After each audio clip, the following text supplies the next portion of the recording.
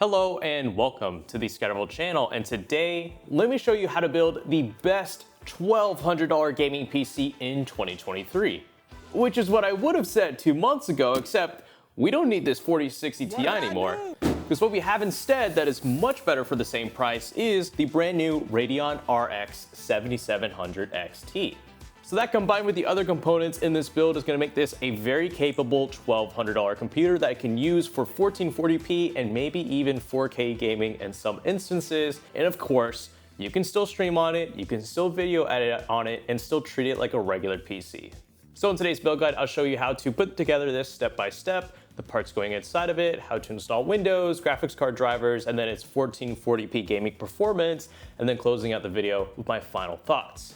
And as usual, I have all the parts for this PC build guide linked in the description below. And if you're in the United States, then if you want the best prices possible, I'm gonna recommend you go ahead and check out your nearest Microcenter for picking up these components to make this $1,200 PC build guide. So with that said, we're gonna get straight into the build guide, except I noticed this, but I found out that my PC build videos do better with more likes on them. I know, that sounds pretty crazy, right? So if you mind helping your brother out, give this video a like, that way I can continue making more PC build guides for first-time PC builders. Even if you've already built a computer for yourself, I want to still help out more newbies to let them build their PCs of their certain budgets. So any likes would be appreciated on this video so I can continue making more of them. And with all that grifting out of the way, now let's go ahead and get to the video. So to kick things off for the processor, we are going to be using the AMD Ryzen 5 7600X. I think this is actually a pretty accurate CPU for this build guide because the regular 7600 is fine, but I just want that extra bit of single-threaded performance, which is why we're going with the X version of the 7600, which, as you can see, doesn't come with a stock CPU cooler, which is why we're going to be using the Deepcool AK400 in addition to help keep this cool. Then for the motherboard, we're going to be housing everything on. I have chosen the MSI Pro B650P Wi-Fi. However, I do have another one linked in the description below that is a little bit cheaper that will do just as same of the job. But this Pro model from MSI will once again do the same thing. And there you have it. So in the box, all you're going to need is this, an IO shield, your Wi-Fi antennas if you need that. This quick installation guide is going to be handy if you're a first-time PC builder. Just have that on you, and that should be it. First thing I want you to do is to take your banana and unscrew these 4 screws here for these 2 black plastic brackets around the CPU socket. If we were using something, say like a Ryzen 7600 or 7700, it would already come with a CPU cooler, but that isn't the case for us, so we'll just have the bracket here exposed for our Deepcool CPU cooler to mount onto it. Then to actually install the CPU, go ahead and locate the triangle on the top left of the CPU and the top left of the socket. And when you do that, go ahead and take out your 7600X, pull open the top bracket here. Again, line up the 2 triangles, the top left on the CPU with the top left on the socket. Drop it in there. Once it's in there, give it a little jiggle, then place this down, clamp down the lever. This black piece should come off, put it underneath this little tab here, and there you have it. It should look something like this. So with the CPU installed, let's go ahead and take care of the RAM and SSD, which for the RAM, I've chosen a 32GB kit of RAM from Team Group. This is their Delta RGB kit. That is DDR5, which you absolutely want to have in an above $1,000 gaming PC like this. Now, as far as the speed and cache latency goes, you don't need to get this exact kit of RAM. Just about anything that is above 5600 megahertz with a cache latency of 36 or lower is preferred. Just don't get anything that's like 4800 megahertz or slower, because that is kind of bad. But don't worry, I'll have again this link in the description below so you don't mess up. Then for our M.2 SSD, we are grabbing a 2TB Crucial P5 Plus. This is a PCIe Gen 4.0 M.2 SSD. And in my opinion, this is one of the best value PCIe Gen 4.0 drives on the market. I'd say they're on the level of Samsung as far as reliability goes, but they are cheaper, and honestly, in some cases, they're a little bit faster. There's our M.2 SSD. Let's go ahead and install that in the RAM onto the motherboard. So first, I'm gonna go ahead and take care of the SSD. In order to do this, I'm gonna swap out the bit here from a Phillips head standard to a Phillips head 1, so it's a little bit smaller.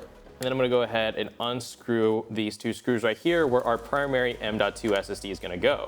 Once again, this is the storage drive that'll store Windows and all of your games, and it's gonna be located right on the motherboard. Let's go ahead and peel this off. Then take this. This will only go in a certain way into the M.2 slot here on the motherboard.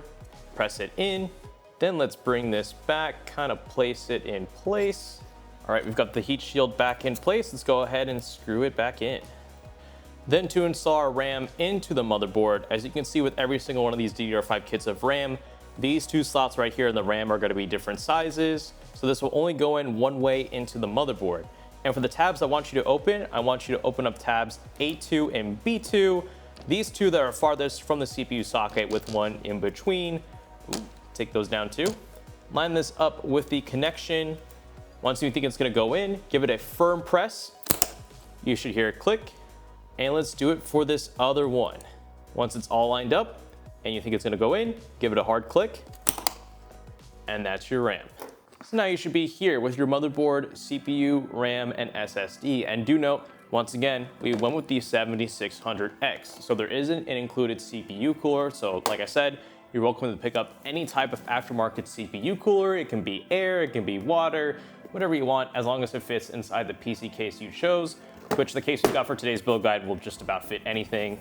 So now I want you to go ahead and start installing this onto the 7600X with the provided tools. Now I'm not going to show you exactly how to do this because you may not use this exact CPU cooler and I'm not going to hold your hand, but once again, you got a manual right here. It'll show you how to install certain things. Oh, also check this out. For this deep cool cooler that we chose, it comes with pre-applied thermal paste, which is cool. I mean, if you had to apply your own, it's just a dot here on the 7600X and it squashes out. But here's me installing this onto the 7600X. Once again, follow the instructions. This should be fairly straightforward. So now that we have everything on the motherboard ready to go, now let's go ahead and let's go ahead and open up the PC case. And if you're wondering, for the case, we are using the Fantex. Hold up, I got the name. Just wait, I gotta open up the backside panel. We are using the Fantex G300A. This recently ranked as an S tier case in my budget PC cases tier list. Although this only costs about $70, it comes with 3 built-in RGB fans. And really, this is just like a solid case for its price. I really think you don't need to go any crazier than this unless you're going all in on like an all aesthetics PC build with a certain look. But this G300A is very versatile for its price tag, and it's got still good quality despite being a $1,200 PC build. Anyways, here's these accessories box we need, and we've got some extra cables and screws for everything we'll need to install the motherboard into the PC case, as well as a handy manual. Now, you don't need to get this exact PC case for this build guide. Just about any ATX PC case you want to use will work, just as long as you follow the provided manual. Installing this should be the same as this tutorial. Also, one more thing, this is an ATX motherboard, so if you count the stand-up holes that we have on this motherboard, we have 9 holes here on the motherboard, and we have 9 standoffs included inside the G300A, so we don't need to place any additional standoffs. So let's go ahead and put the motherboard in the PC case. Right after, we put in the IO shield, because we gotta do that first before we put in the motherboard. So we have this side right here, and then this clear side with all the pokey bits. We want this facing inside the PC case, so orient it like this. Put this in right here, line up the IO shield with the 4 corners in the PC case, and you're gonna wanna push in one side at a time, like that. So go ahead and take your motherboard, place it inside the PC case, line it up with the standoffs with the holes on the motherboard. You're gonna wanna kind of press this up to the IO shield as well to get it lined up. There we go, we've got that flush with the IO shield. Now it's sitting on all the standoffs, and we're gonna wanna use these screws that you see here on screen from the baggie that came with your PC case. And we're gonna wanna screw these into the standoffs one by one, but not all the way. We don't wanna tighten these. We're gonna wait to tighten all these screws at the very end once we have all of these screws kind of pre-screwed into the motherboard.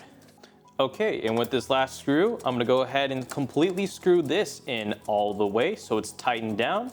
There we go. And then I'll go to one corner of the motherboard, tighten this up, go to the opposite corner, tighten that up. You get the hang of it. We want to do this that way we put equal pressure on all sides of the motherboard. And there you have it. So with that installed, now let's go ahead and move on to the power supply, which we have chosen a Thermaltake Tough Power GFA3 here in the studio, 650 watts, 80 plus gold. Now you don't need this exact power supply. Just about any 650 watt power supply will do, even if it's 80 plus bronze. But preferably, I like one in this price range that has modularity, meaning all of the cables are separate from the power supply. That way you can pick out what cables you need for this PC build and leave the ones that you don't need inside this baggie here, which should minimize the amount of cables on the back side of your PC case. And here is the power supply. Now, I'll go ahead and link a few alternatives in the description that I think are a little bit cheaper, but will do just as good of a job. But I think this GFA3 should do pretty nicely. Now in the baggie here is our power cable that we're going to use to plug from the back of the power supply to the wall outlet, so keep this on hand for later. Then here's a baggie containing some zip ties, but most importantly, the screws we'll need for the power supply, so get those screws on hand. And then for the actual power supply cables that we're given, we have here this big thick one, which is the motherboard power connector. We absolutely need this, so have that on hand. Then here is our CPU power connector, which obviously says CPU on the cable. This is a 2 8-pin connector. We do need this. And then for our graphics card, our 7700 XT, we are going to use a PCIe power cable. This one with 2 8-pin connectors. We will need this as well. And I believe that's it. We don't have any hard drives or SATA SSDs in this build, so we don't need any SATA power connectors. And our graphics card doesn't use that special 12-pin power volt connector thingy that NVIDIA does, so we don't need that. So let's go ahead and plug in our motherboard power connector, and the end for that for the power supply is gonna be here. This is gonna go where it says 24-pin ATX. So here's the first connector, here's the second one. Then we wanna plug in our CPU power cable into the power supply, which is gonna be here where the end says C. This is gonna go right here. And then finally for our PCIe power connector, this is gonna go where it says CPU or PCIe. So we'll just put that right here. And now with all of these cables in, let's go ahead and place this into the PC case, and we want the fan side facing down. So tilt this down, bring it in, line it up with the back side of the PC case. Go ahead and get your power supply screws from the power supply baggie. Take one of these, line it up with the hole, or one of the holes here from the back side of the PC case into the power supply. Screw it in. This should be very straightforward. And there you go. All right, so you are nearly done building this computer, which is really cool for a $1,200 PC. But just so you know what's going on here on the back side of the PC case, we have two different sets of cables. Here are all of our front I/O cables, as well as the included RGB fans found in the G300A. And these thick guys, of course, are from the power supply. This is what we're plugging into the motherboard and the graphics card. So just about all of these are gonna go into the motherboard. However, with the G300A, we are given some RGB fans, and that is where these two connectors come in. Now, what's super sick about this case is that those three front RGB fans are already pre-routed and pre-connected, AKA they're already daisy chained. So all the RGB is found for you right here, and all three fans, I believe, are connected through this single cable. Actually, I take that back. All three fans are going to be separate, but that's okay because we have plenty of fan headers on the motherboard to connect to. But for this RGB connector right here, if we look inside the baggie with our case screws that we had originally from the accessory box, there's this additional cable right here, and this is what will let us plug those RGB fans into the motherboard to let us control their RGB. This is what that cable should look like. Here is a male end, and here's the female end to the three front RGB cables. Let's go ahead and plug the two together. And now we can plug this 5-volt ARGB header into the motherboard. And with all that done, let's go ahead and start plugging things in. So let's go ahead and start plugging in all of our I/O, starting with one of our case fans. So we're gonna go ahead and plug one into sys fan 1 here on the motherboard. And then if you remember, this is the adapter that we plugged into the female end of that RGB connector for our Fantex fans that allowed us to now plug this into the motherboard. And this is a 5-volt ARGB header. This is gonna go into one of the 5-volt ARGB connectors on the motherboard. There you go. There's also one on the bottom. You've got plenty of flexibility to plug this in wherever you want. Now here's one of our other case fans we're gonna plug into the sys fan 2 header. There you go. Then here's the last of our front 3 case fans. Then I'm gonna go ahead and plug in the final one right here. And right below that is our front I/O header that is all in one. So our power switch, reset switch, LEDs, that is all already pre-routed for you on this single connector, which is super dope. This is gonna go on the bottom left of the motherboard. This will only go in one way. And if you're using any other PC case, at this point, refer to your motherboard manual to see what the exact pin layout looks like in order to plug this in correctly, like that. And then next to that is gonna go our USB 3.0 connector, this blue guy right there. So as you can see, there's this little notch here on the connector. It's gonna line up with the actual connection. It's gonna go in one way. And you kind of squish it, plug it in there, feed this cable through, like that. Then finally, here's our HD audio connector. This is always gonna go on the bottom left of nearly every motherboard that you'll ever use. This will only go in one way, so you won't mess it up. There you go. Now let's go ahead and take care of our power connectors, starting with the CPU power connector. Now, technically you only need one 8-pin power connector in order to make this work, but if you wanna do any overclocking, then you're gonna wanna plug in both, which is what I'm gonna do, starting with this connector right here. So as you can see, there's a little notch. It's gonna go on this way through the connector. You'll figure it out. Yep, make the two line up, and let's get this other connector, bring it in, like that. Then here's our motherboard power connector, this big guy right here. There's a little latch here on the connector, line it up with the notch on the connection, bring the two together. It's gonna go in one way, you won't mess it up, press it in all the way, and there you go.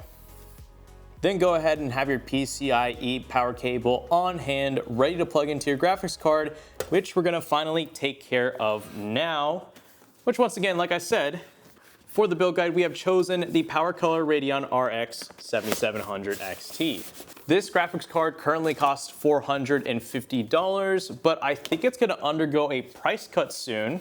So maybe it's gonna cost a little bit less than that, maybe closer to 400, which would actually put this build at around like 1,170.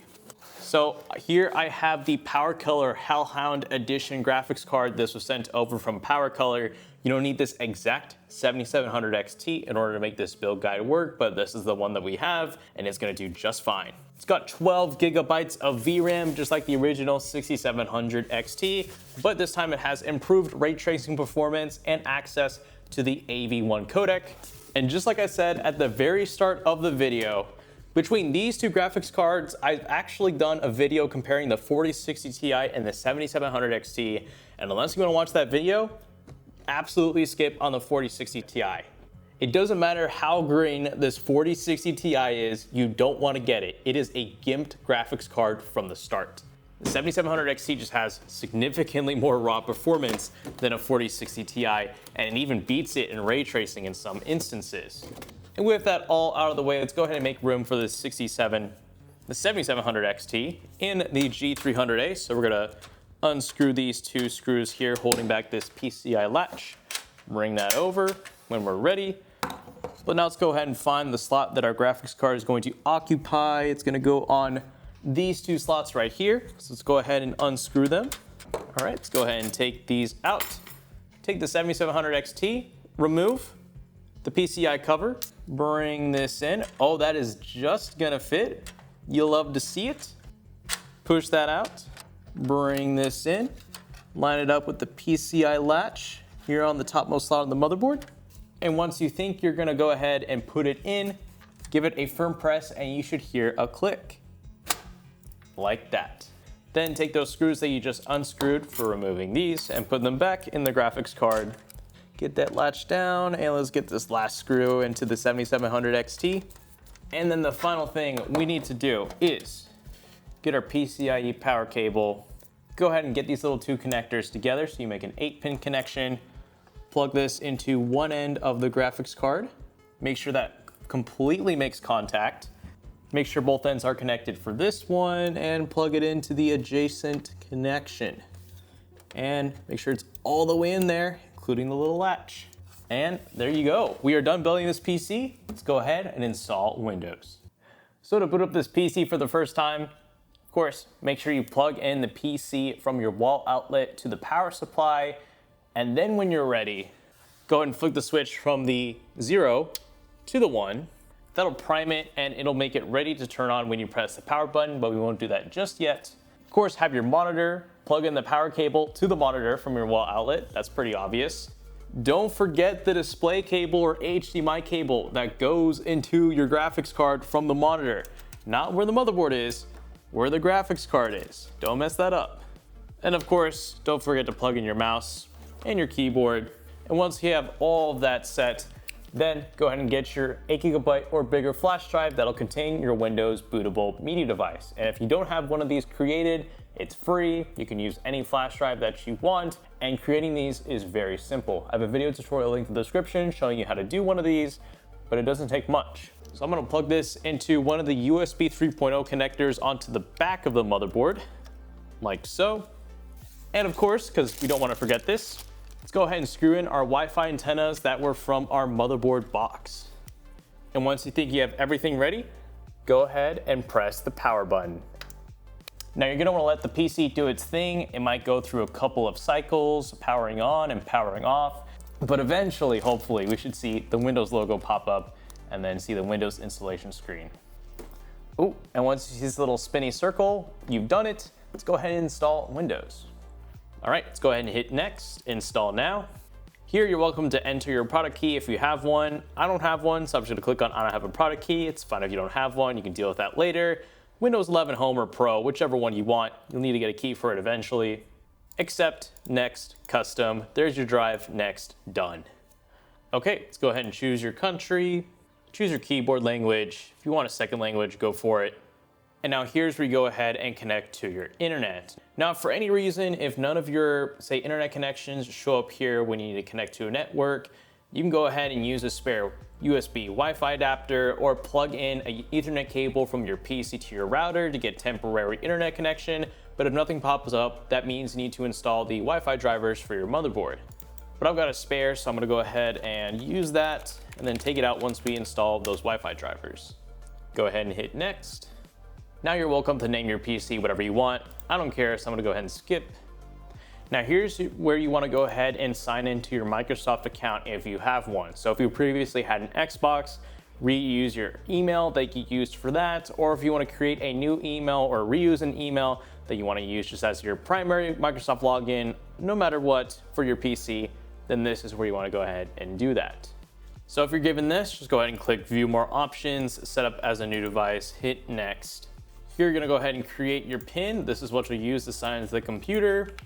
Then for everything else that you'll see going forward, I just hit no, decline, I don't want it. I just want this to be a fairly bare bones experience, and I'll even skip it. So once you enter the Windows home screen, you should see something like this pop up from MSI called Driver Utility Installer, and we absolutely wanna do this. That way we can just go ahead and easily manage all the motherboard, drivers, and utilities we need for this gaming PC. So let's install MSI Center, AMD chipset. We'll go ahead and also install the graphics drivers for our Radeon graphics card. That's pretty handy. Bluetooth, Wi-Fi, PCIe, Realtek. We don't need Norton. We don't need CPU-Z. Well, I guess we'll leave it on. ATA64, we don't need that. We don't need wallpaper. And this will fortunately take care of everything for us. But if this, for instance, doesn't pop up for you, it's pretty easy to manage. If you want to install graphics card drivers, then just type in Radeon drivers into whatever search engine you want. Click on the AMD.com link, and then pick out your 7700 XT here, hit submit, and then you'll find the Windows 11 right here. Or if you want to install the chipset drivers for your motherboard, then type in the name of your motherboard. So the B650P Wi-Fi. Here's the product page. And then here on support, we'll find BIOS as well as the drivers, including the chipset drivers, graphics drivers, Wi-Fi drivers, audio drivers, and anything else we might need. So that's how you take care of that if that MSI utility thing doesn't pop up for you automatically. We'll let this run, and then we're gonna go ahead and enter the BIOS to check on two more things. Okay, and with all of that done, finally, we can go ahead and enter the BIOS. So in order to do that, go ahead and hit restart, and then we're gonna go ahead and press the delete key when the BIOS screen turns on. Okay, we have entered the BIOS, and all we're gonna do is click on the one here under AXMP. This enables the XMP profile for the RAM so it runs at its full advertised speed, which means more performance for you. And then we'll hit on advanced settings, advanced PCIe PCI subsystem settings. As you can see, resizable bar is enabled. That is good, because that is also going to allow us to have extra gaming performance. So with all of that done, we can finally hit save and exit, and then get straight to gaming. Okay, we've done it. We've got Starfield up and running on this $1,200 computer. I think that's pretty appropriate. Although, let's be real, the game very much is not optimized because this game just got released. I mean, yeah, I think the graphics definitely should be higher, but right now, if you're curious, I'm running the game at a blend between high and medium settings with FSR2 enabled, but we have the render resolution set to 100 because below that, it looks fuzzy and I'm not the biggest fan of it. But at 100% at 1440p, I'm pretty all right with that. Oh God, I hate my friends. they messed up this save. I'm wanted by the police. Oh my, guys. I know I'm gonna get suffocated. Oh my, I hate you guys so much. Nope, nope, nope, nope, nope, nope, nope. The security's not getting out of the room with us, are they? I need a new Starfield save. That's what I've learned from this quick playthrough. My friends are stupid. You know, was that enough to show you guys? I mean, I'm just here to show you guys that Starfield runs on a $1,200 computer, which should be expected. And I expect the performance to go up as the game gets better optimized with more updates. It is quite the hefty game to run right now, but hey, at 1440p at about, what, 60 to 70 frames per second, I think it's okay. If you wanted more performance, gotta get a more expensive rig, but that's Starfield for you. Let's go ahead and try another game. All right, here's the second game I want to try out. Right now, we are just waiting for the next lobby to queue up, but it is Forza Horizon 5. I always like the game. I'll always play it. We got this really cool livery right now for the Honda NSX. We are in A-Class. And just to show you guys the graphics settings before we get into a lobby, extreme settings, 1440p with FSR 2.2 set to quality. Let's see how this runs. FPS meter in the top left. Oh, we have returned to the lookout circuit. I know this one. Am I on pole position? I am on pole position. Who's behind me though? Is it gonna be actual competition or is it just gonna be all scrubs? Because I'm kind of in a meta car. I got no clue. Actually, maybe I have this one cut off for me. Let's see. Oh, it's no fair, man. Well, I can't say that quite yet. Got a little bit of wheel spin we gotta work with, but it's really nothing too bad. I mean, I'm gonna win this, but I wish it was a little bit closer, you know? Oh, that did not slow me down. See, I think I gotta keep the fourth gear going at point.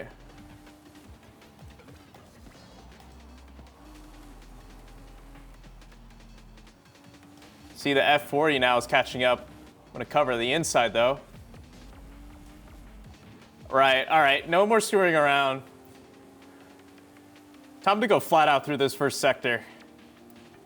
In an A-Class car if we can even. Parked it on the apex.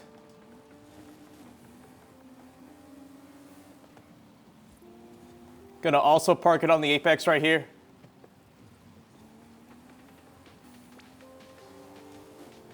Clean victory. I'll take it. I'll take it. I'm pretty washed right now. Let's check out the next game.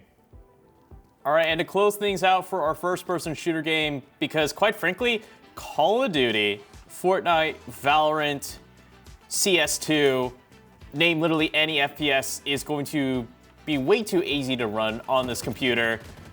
Probably the only first-person shooter I know that is actually somewhat remotely graphically intensive, partly because it doesn't have any like built-in upscalers, would have to be Halo Infinite, like what we have here right now. And at 1440p, we are running the game at 110, 108 right now. And by the way, this is running the game at ultra settings with ray traced sun shadows set to medium.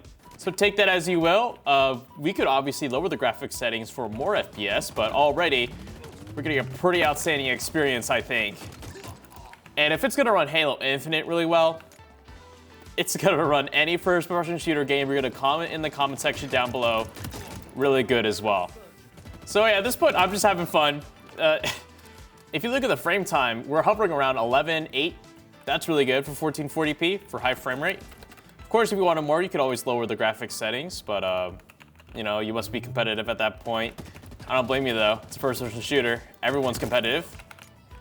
I'm going to get spots though because, you know, just it's that time of the night. I just want something easy. It's more my mojo. Right, can we chuck a grenade? Get up here. Oh, we totally missed that, but it's all right. All right, one more kill, and then I'm gonna call it for the night, and we'll finish out this video. One more kill. All right, I'm good. We got the kill faster than the... All right, so that is the $1,200 gaming PC build for 2023.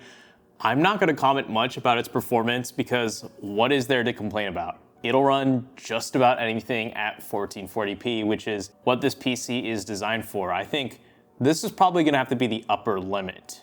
Or actually, I think a 7800 XT would be the upper limit, but anything beyond this PC, you're pretty much gonna wanna gun it straight away for 4K gaming. What I will comment on though is the overall system itself. I'm a fan of this PC case, the G300A. I really enjoyed building in it. The only issues I came across would just have to be not necessarily issues, but right here along the top of the PC case, especially where the CPU power, what do we call it? Not a grommet, but where the opening is, it's a little bit too small. And if you were to fit in like two CPU power cables, two separate 8-pin power cables, you could run into a little bit of clearance issues, but that's just about the only building thing I ran into. Everything else about this PC case was pretty straightforward. Also, yet again, even though this is a 6-core 12-threaded CPU, its single-threaded performance is too good to ignore, and which is why I chose that, say, over like an i7 12th gen CPU. And once again, if you're worried about longevity on this PC, it is a part of the AM5 socket, and that is going to be supported until 2025. So this PC is gonna have plenty of CPU upgrade options for at least the next 3 years, which should be pretty comforting.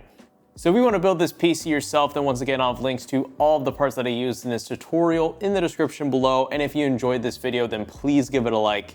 And if you enjoy build videos, then do subscribe because I'm known for them on the ScatterVolt channel. I will always put them out. So if you'd like to see more of them, please do consider subscribing. So with all that said, thank you so much for watching. And this is the ScatterVolt channel, signing out.